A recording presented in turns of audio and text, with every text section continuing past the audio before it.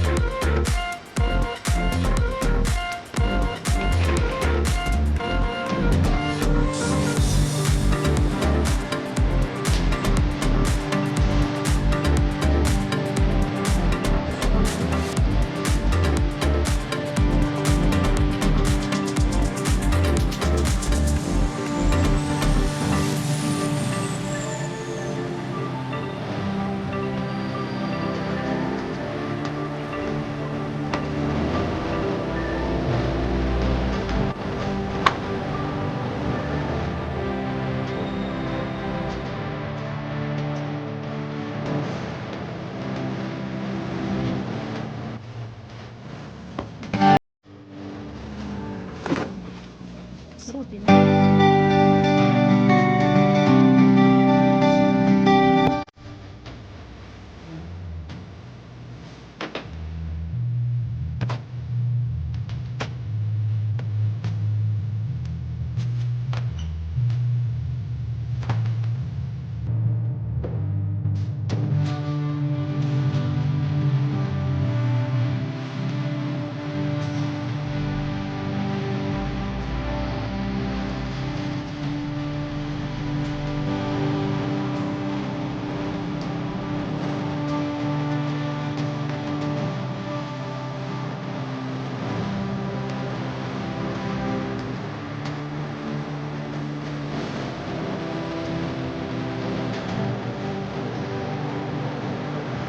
One hour later. Hi everyone! Nandito po kami ngayon sa aming puta, old house. Ayan, nagluluto po kami ng sinigang. Kaso, yung aming mga gamit, improvise lang po siya kasi nga wala nang gamit dito. Let's go! Check it out! Ito yung aming sinigang. Na pagkalaki-laki. Wala po kaming dalang mga weapon, kaya ganyan lang po muna siya. So, ang ginagawa ko po is pinapatuyo ko muna. And then later, lalagyan na natin siya ng water para mawala yung lansa. So, wala kaming saingan. Kaso may banga. And then, yung banga namin is butas. So, ginawa namin ng paraan. Mamaya titingnan natin kung luto yung ating rice. So, ayan na siya. Medyo tanggalin muna natin yung amoy ng pork kasi frozen siya. So, gayan muna. Na guys. Tuyo na po yung ating.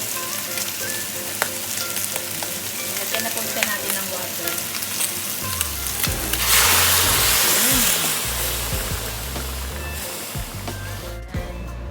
Pakuluin po natin siya and then ilagyan na po natin ng sibuyas at kamatis.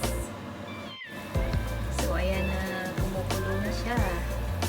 tatanggalin ko lang natin yung mga bula-bula. And then, mamaya ilalagay natin yung taro o yung gabi. Ayan na po guys, palalambutin na lang po natin. Ayan na po yung ginamit namin meat kasi nga po wala talagang mabili na fresh meat. Even sa mga superstore, wala po talaga. So, pagtsagaan na lang po natin yung meat na nabili natin. At siguro naman yung taste niya is ganun pa rin. Sinigang pa rin naman. Diba? Ayan, luto na ang aming sinigang. And let's check our rice.